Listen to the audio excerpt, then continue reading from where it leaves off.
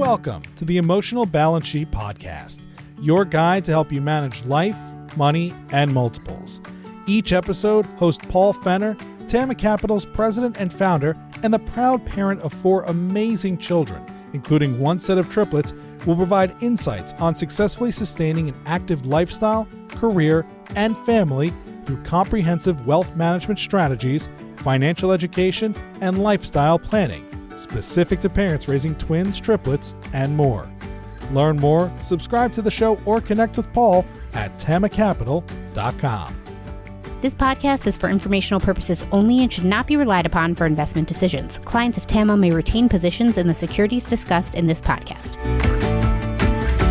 Parents, do you ever feel like passing ships in the night while trying to raise active kids with your spouse or partner? How can we stay better connected during the stages of life so we don't lose each other once our kids are grown?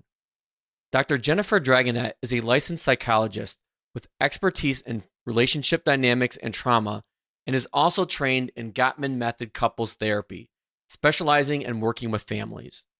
According to Jennifer's work, awareness sits at the forefront of change, especially regarding listening.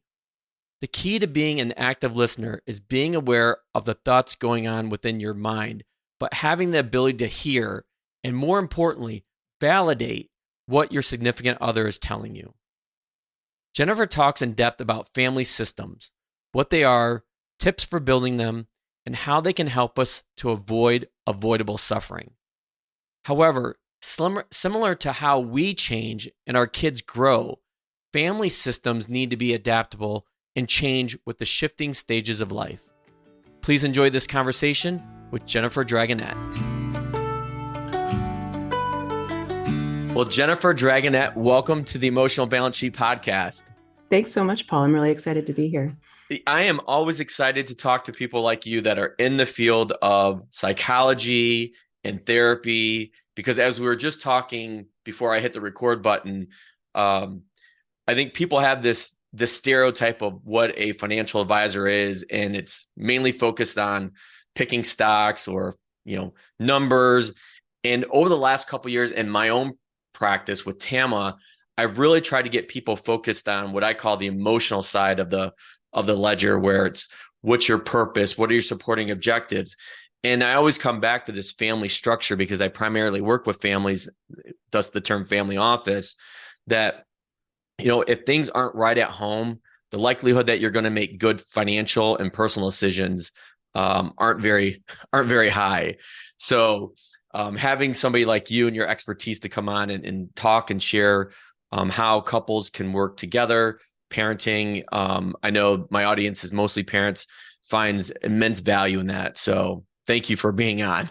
My pleasure. Yeah, it's a great topic to talk about. And it's interesting. I don't think our jobs are all that different in some ways. We're just kind of helping people find their true north and moving toward it, whether that's in terms of their mental health and well-being, their relationship satisfaction, or their financial health like you do. Yeah. And I think there's growing research around that very topic, Jennifer, on and it's sometimes it's a really fine line between the psychological part of what I do, behavioral finance, if you will, and the actual numbers part. And I think with me, I take a really personal hands-on approach with the families I work with, and let them know very early on in the relationship that this is how I am. This is how I'm going to be a part of your family, and you're going to be a part of mine.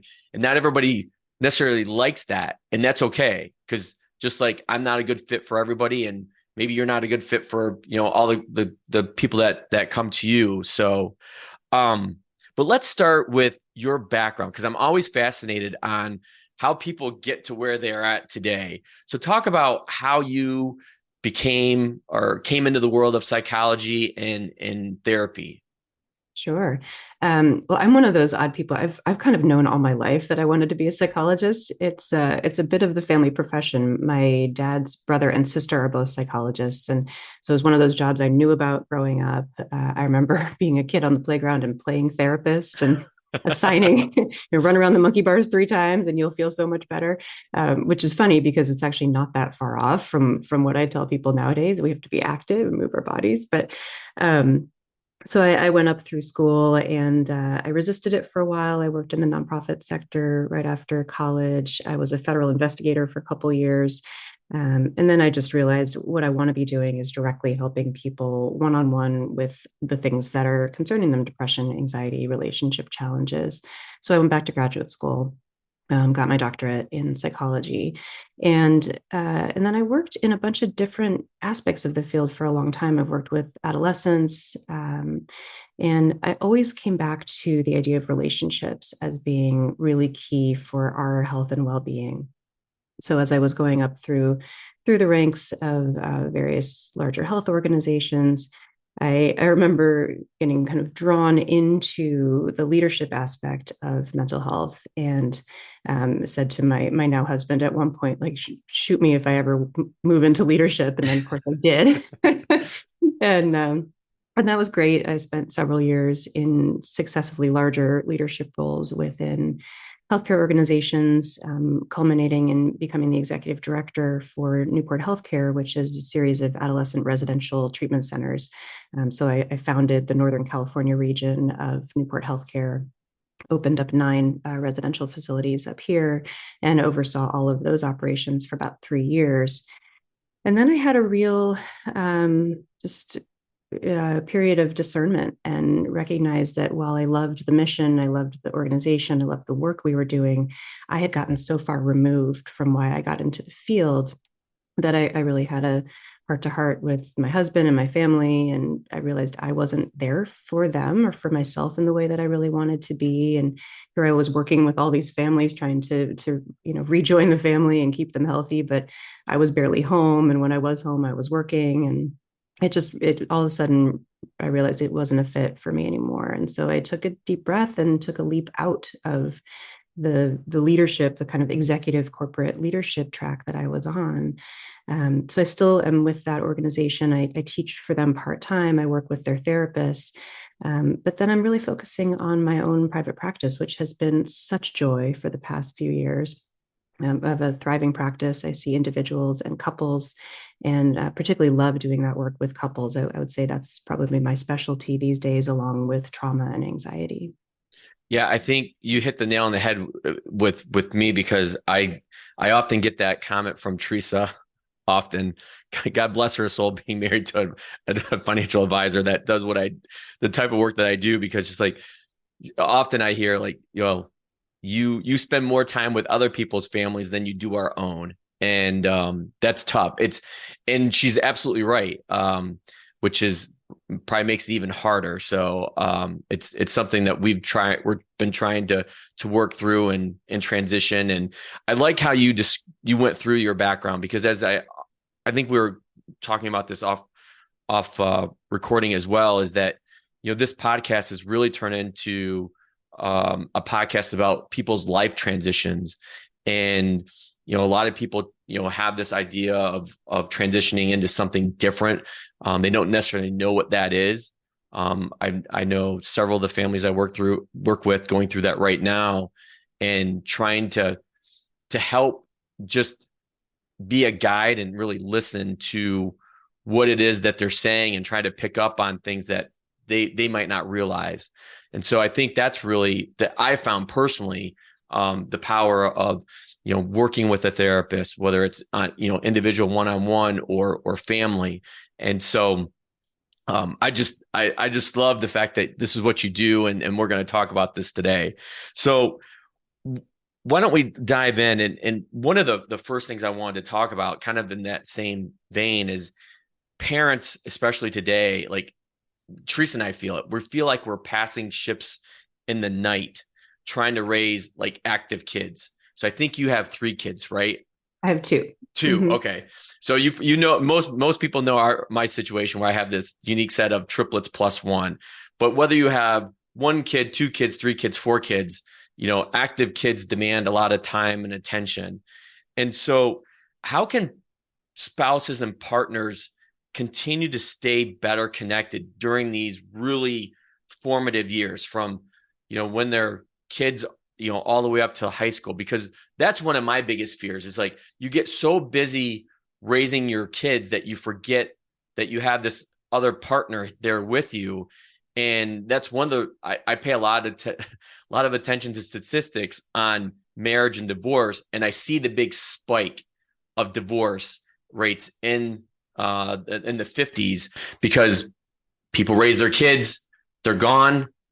And you look around like, you don't know the other person anymore. So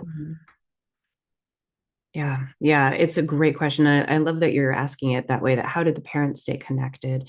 I think sometimes it feels like parents are trying to just kind of make it through those years, which is so heartbreaking for so many reasons. Kids are wonderful and fun, and all of the reasons that we have kids, we want to enjoy that time with them. And just like you say, we don't want to get to the end of our child raising years and look around and not recognize this person that we're living with and just kind of roommates with. So it is something I talk a lot about with the couples that I work with. It is absolutely critical that the parents' relationship remain a top priority. And I hesitate to say this, but maybe even the top priority in the household. It's so easy. I don't mean easy like, easy to do, but it's so tempting to focus all of our emotional attention on our kids. And they'll eat it up, they'll soak it up. And yet we are raising adults. And I think that that's so important to always hold on to, that our children, we have to get to know them at every different stage of their development. A 2-year-old is different than an 8-year-old, who's different than a 14-year-old. And most of the time we can track that. We're trying to, maybe we lag behind by a couple of years and they have to remind us, Mom, I'm not that small anymore. Right? But typically we're tracking those changes with our kids, but we don't always track it with our partners. And I think that that's a really important piece to hold on to. We change. I'm different than I was a couple of years ago. You're different than you were. Teresa's different than she was a couple of years ago.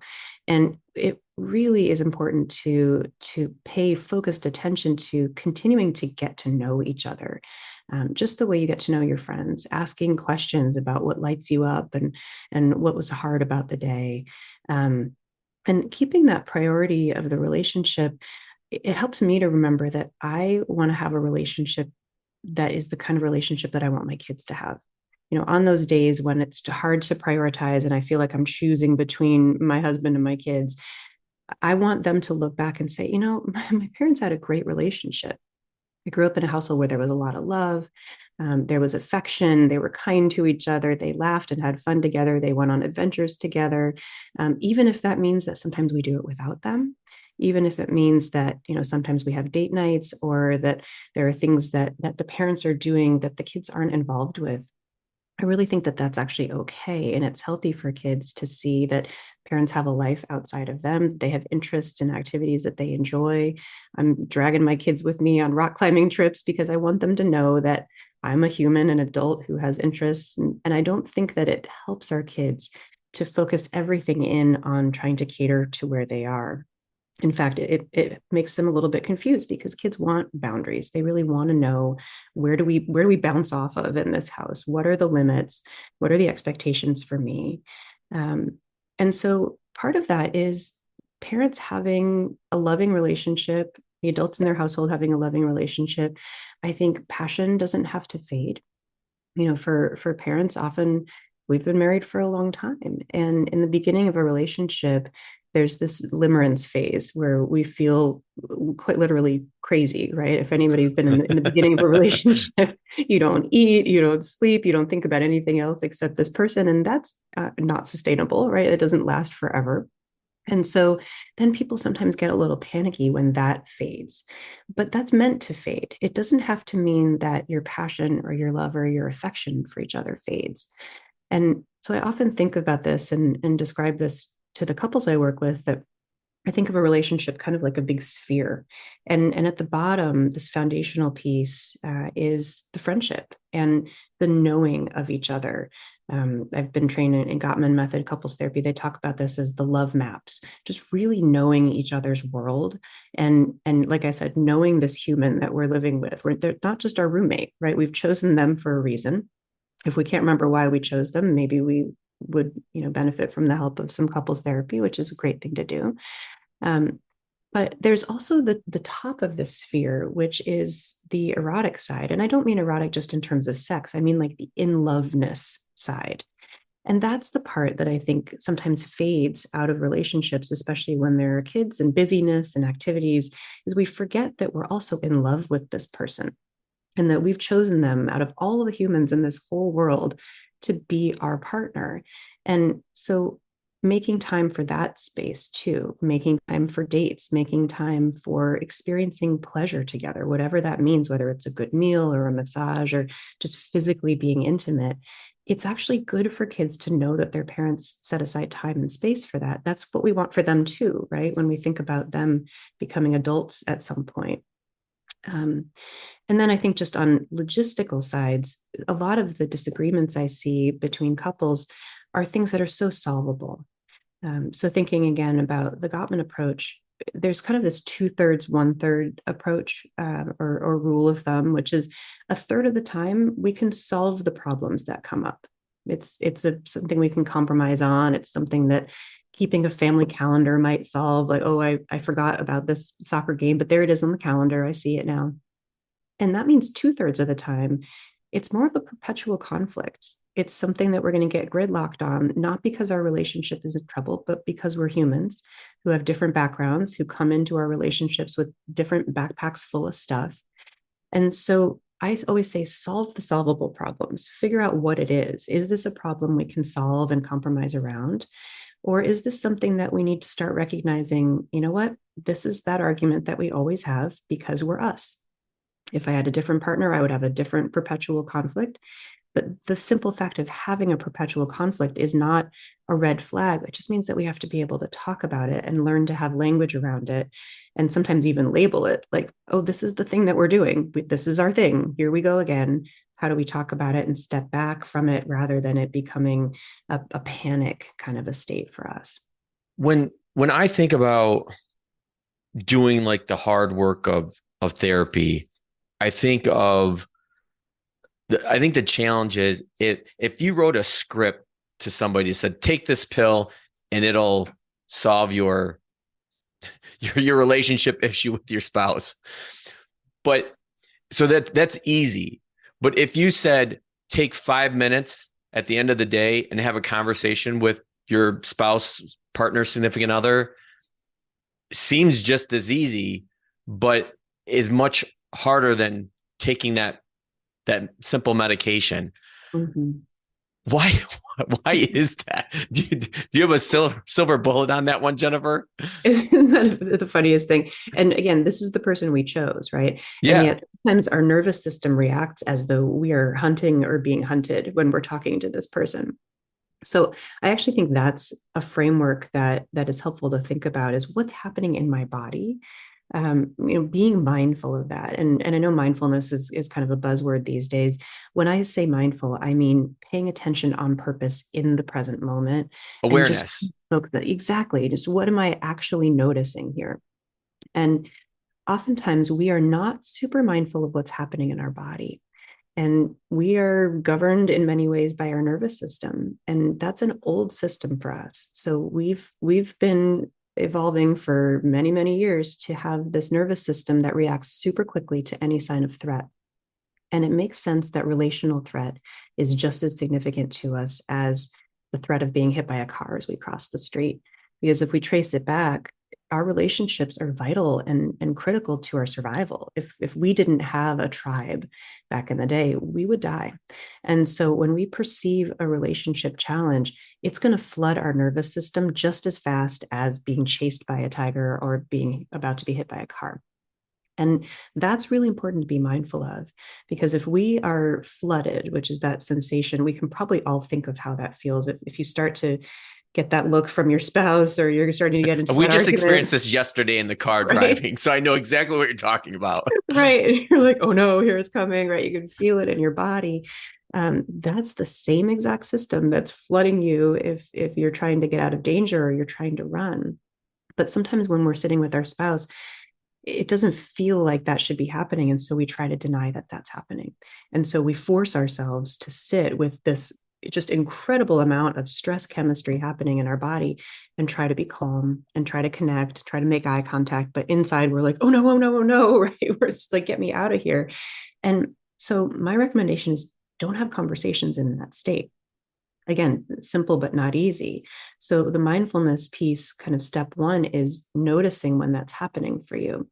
And the way our systems work, that tends to happen very quickly. We don't necessarily have a slow ramp up, like, oh, I might be getting a little flooded or a little anxious.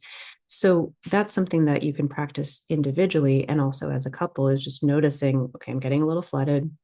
I might need to step out. I have to come back, because if we don't come back, that's also problematic.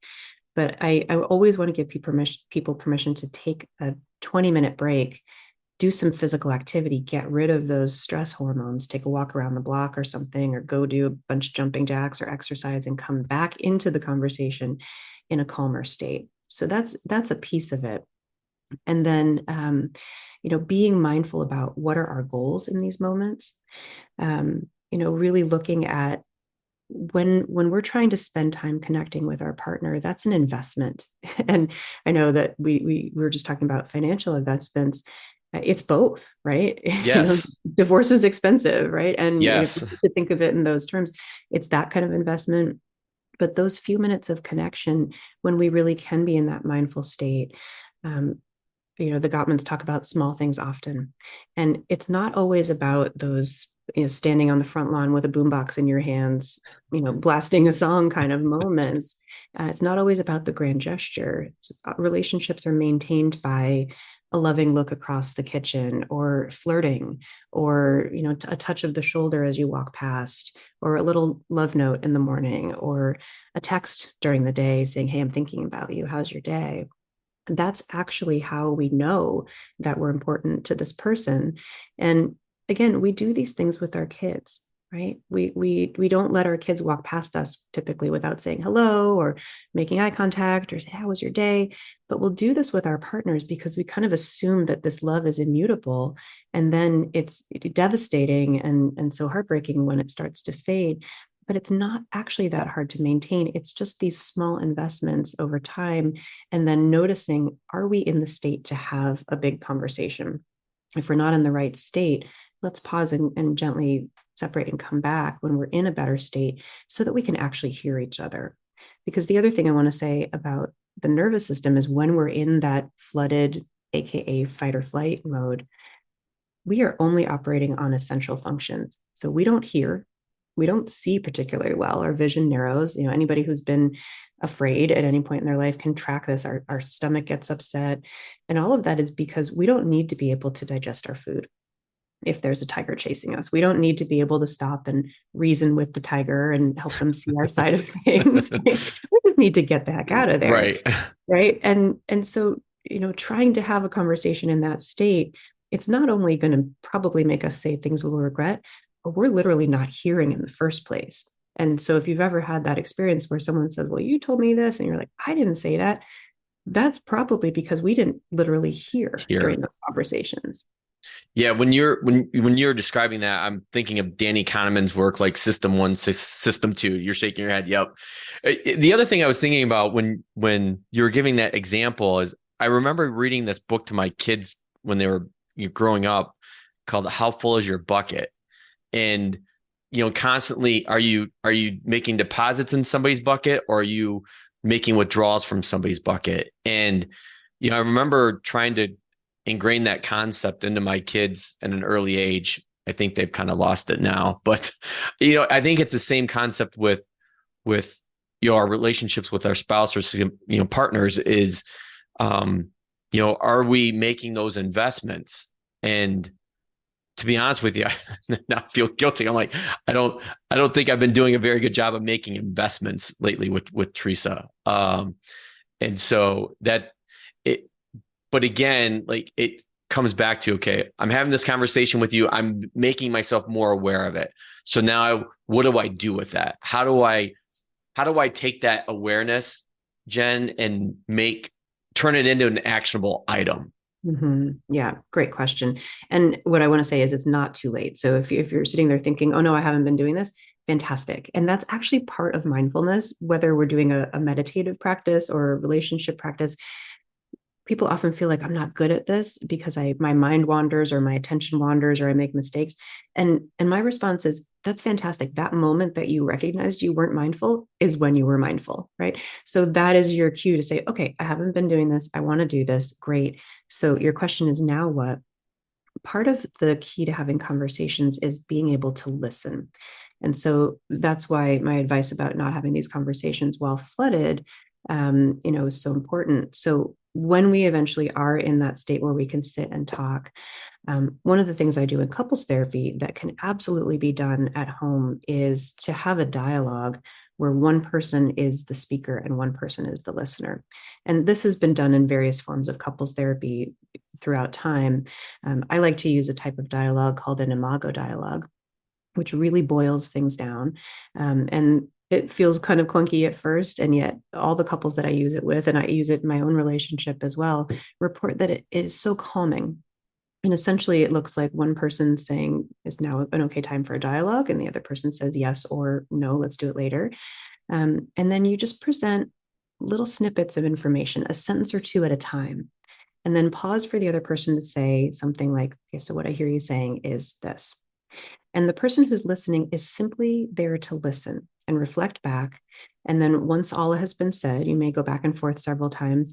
That person summarizes. And then this is important, they validate. So they'll say something like, given what I know about you, that makes sense because. And then I imagine you might be feeling X, Y, and Z. Is that right? And so that whole process can just take a couple minutes. It doesn't have to be really lengthy. But what it does is the person who's giving the information gets to say their piece without having their partner interrupt them or saying, yeah, me too, or but, right? And the person listening has to really sit and listen because they know they're going to have to summarize it. They know they're going to have to validate That's tough. it. It's tough. It's tough. And it's also very freeing because, of course, you can switch then and you can say your piece, but it takes the flood out of that conversation. And oftentimes, and I've experienced this myself, the response afterwards is, I think that's the first time I've really heard you. I think that's the first time you've really heard me. And I firmly believe that most couples are not that far off in terms of their goals and their values and what they want from each other. But we get into this defensive space. And I know you mentioned you're familiar with Gottman's work. Defensiveness is one of the four horsemen of the apocalypse. So if we start having defensiveness in our conversations, that's a good sign we want to stop that conversation and come back at a different time. And defensiveness is a tricky one because it's very tempting. We think that if we can just explain our side of things, that it'll make this better. The problem is that when we move into a defensive mode, when we start to try to explain, what we're actually conveying to our partner is, my feelings are more important than yours, or I'm not actually interested in what you're telling me, right? Let me tell you how I feel. And so it does the exact opposite of what we're trying to do. And it's so well intended. And I really truly believe that most couples, I know there are couples who are in abusive situations, and this is not the case, but most couples are well intended. They want their relationship to work. And so some of these are just their habits, they're kind of ticks that we do, or there's this kind of subtle one-upmanship in a conversation. And so when one person gets to just talk and the other person gets to listen, it helps to reduce some of that and then help people and this is another imago therapy approach, help people actually start to heal the wounds that they brought into the relationship in the first place. Relationships can make those wounds bigger, or they can actually help heal and repair some of our early attachment ruptures and some of the pain that we walk around with as humans in this world. So for our listening audience, because they can't see me just bury my head in my hand when you're telling me that or going through that, I'm like, oh, I get so defensive. I I know it. It goes back to that awareness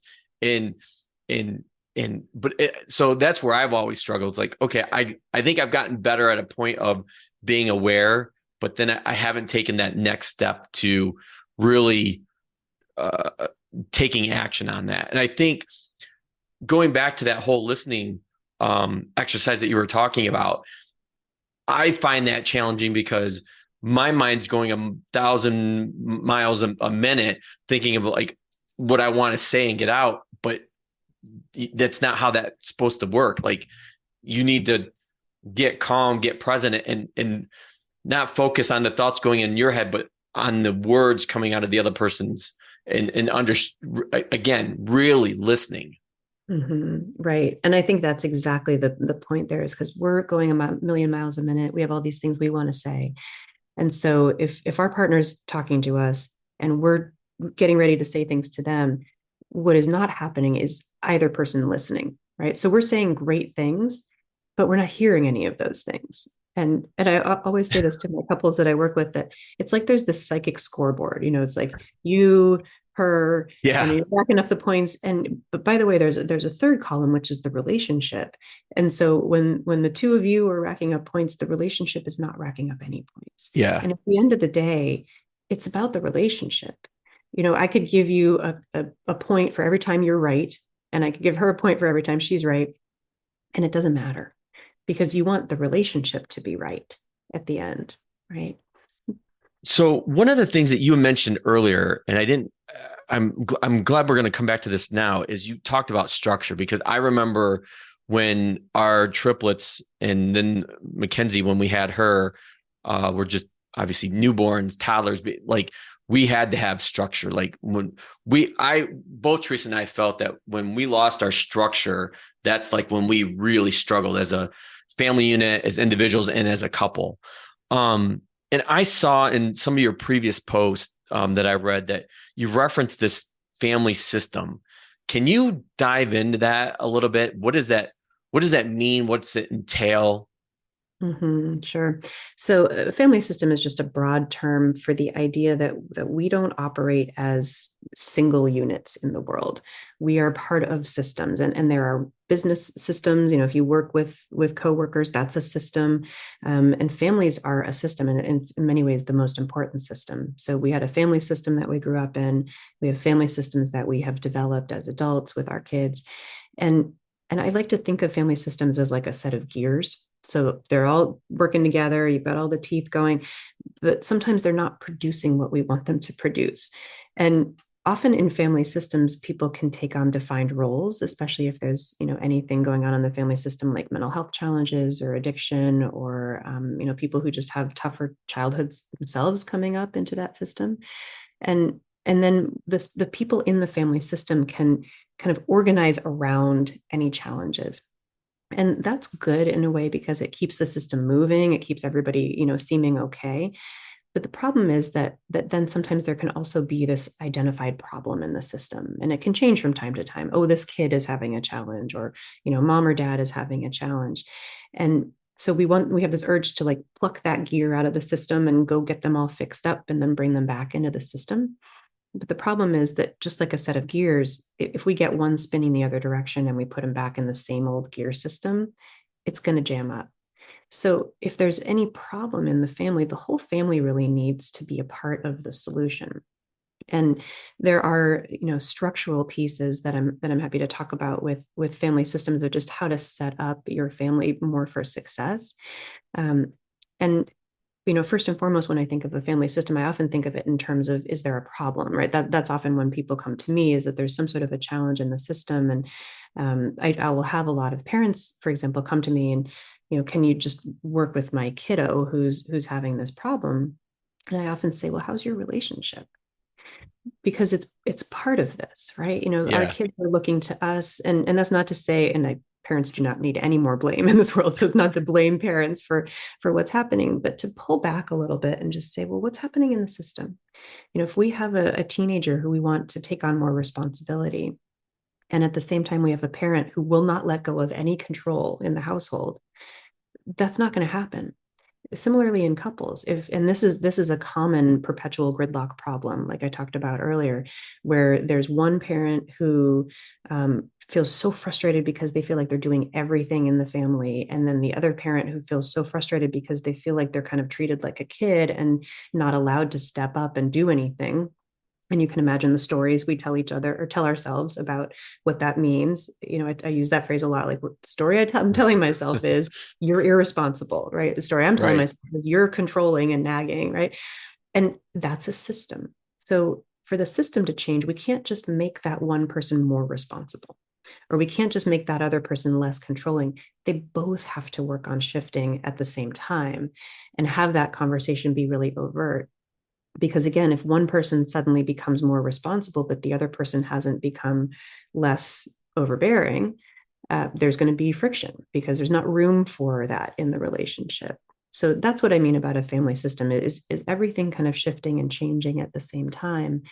And with children involved, that system's going to have to change over time because they grow. A 2-year-old is different than an 8-year-old, and what the parents are asked to do and what the child is asked to do is going to shift over time. And some of the friction I see in family systems is when they don't adapt to those changes, or when they don't adapt to changes for the parents, big shifts in jobs, and yet the family system didn't move. And people are then feeling like there's a lot of ruptures or friction in that system.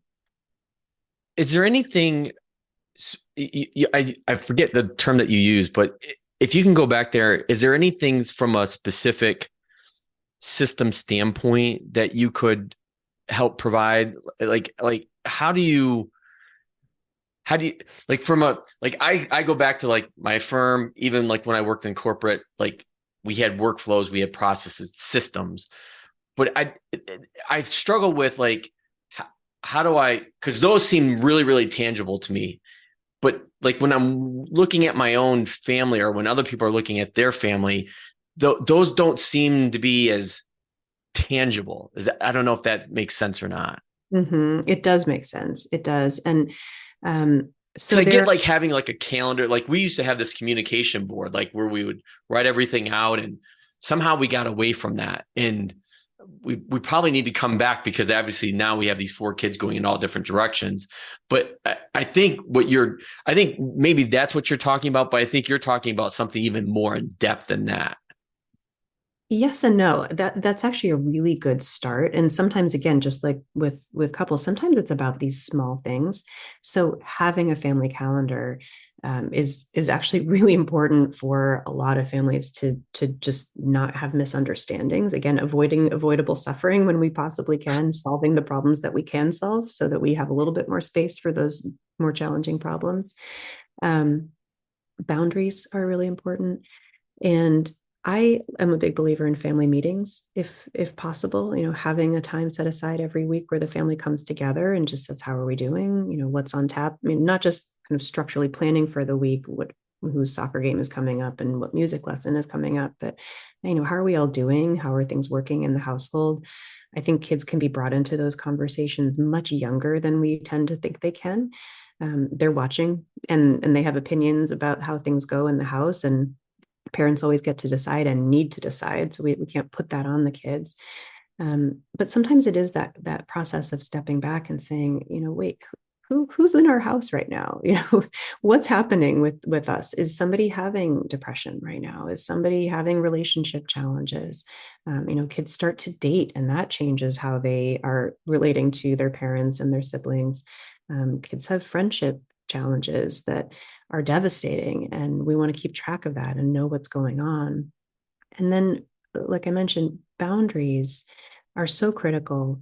And boundaries are both our individual boundaries and also the boundaries that we set with other people and with the family.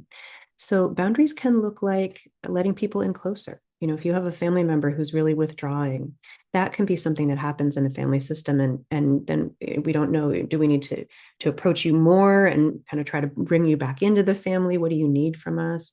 I'm a big fan of clear communication. So trying to have these conversations, like, I'm noticing that you don't want to spend as much time with us. Tell us about that.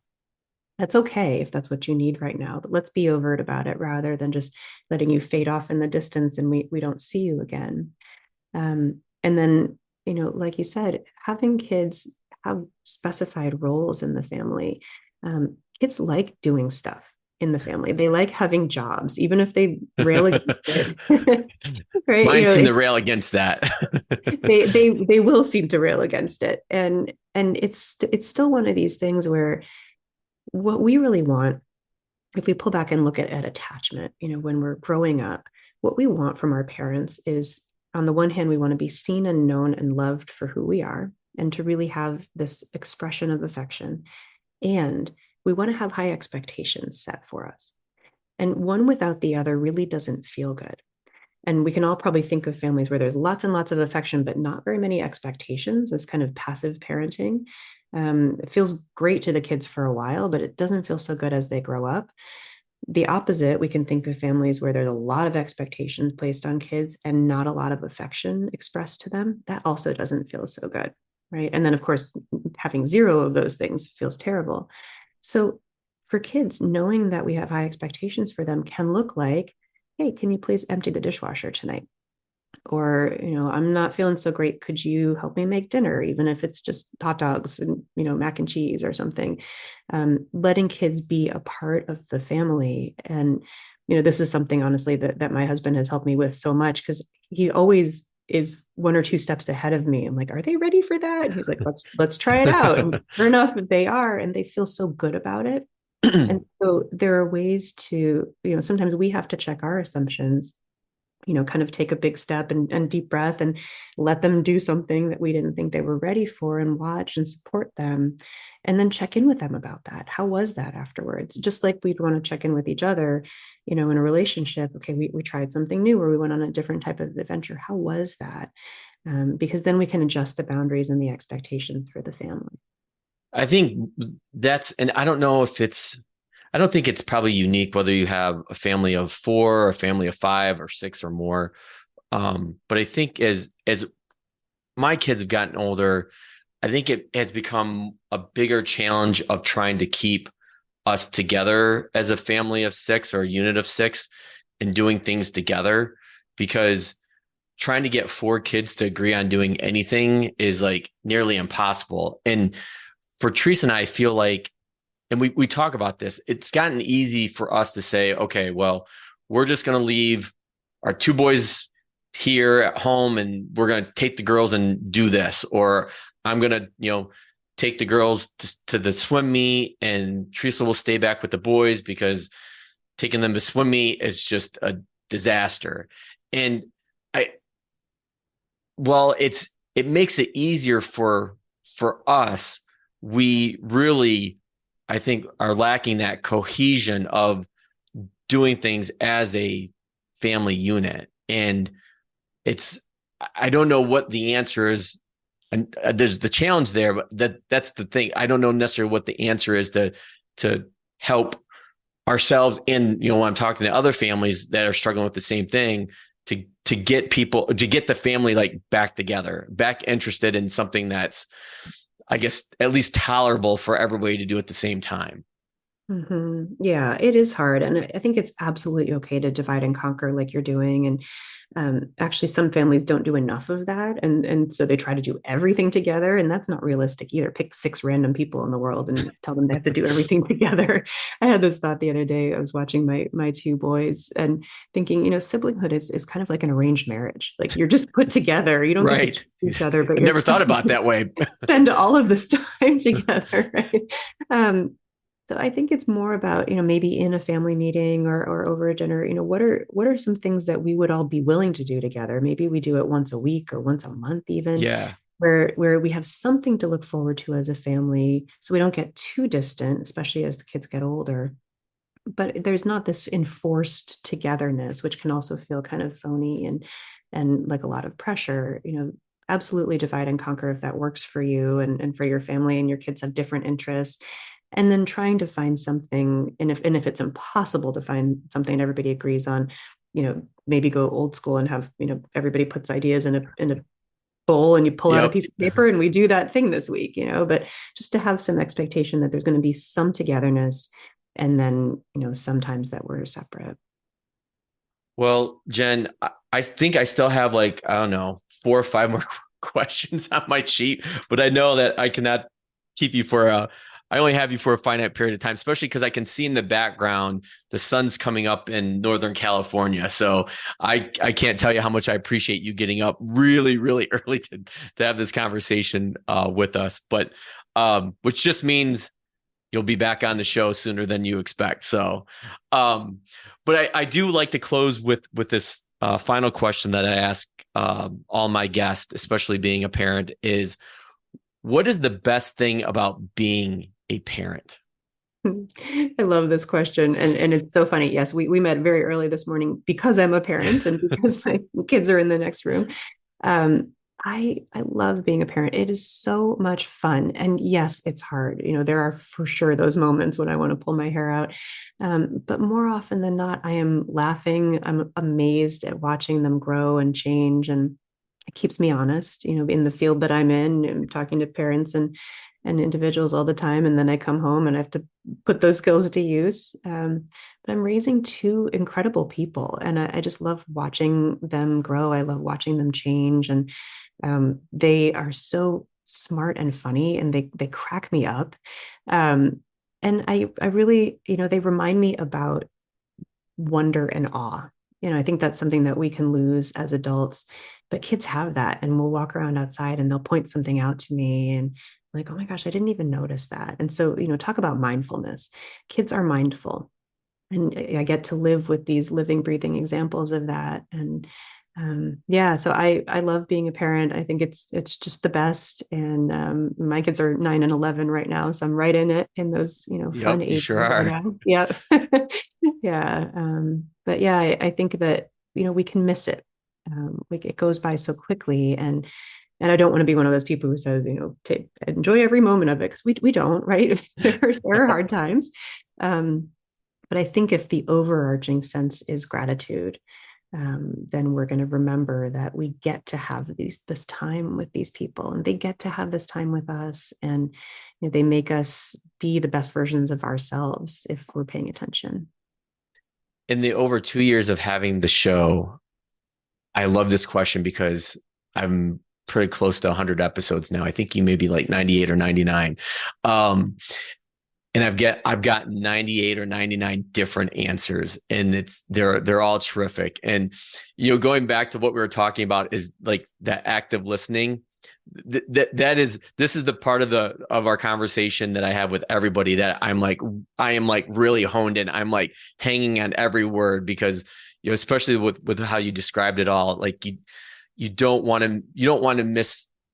You're not going to get every moment. You don't want to, and you certainly don't want to miss them all. But I think that as I try to go back and look at my kids and think about how I was, and I think to your point, like we can outgrow that. Life can become so serious and so burdensome for us that we forget how to be like kids. And that's one thing that I will hang our conversation on and go back and try to have those moments with my kids. So, Jennifer Dragonette, thank you so much for being on the Emotional Balance Sheet podcast. And I know I'm already looking forward to our next conversation. Thanks, Paul. Me too. Happy to come back anytime. Thank you for listening to this episode of the Emotional Balance Sheet podcast. Please visit tamacapital.com to subscribe to this podcast or to connect with certified financial planner and registered investment advisor Paul Fenner of Tama Capital. And please join us again next time on the Emotional Balance Sheet podcast.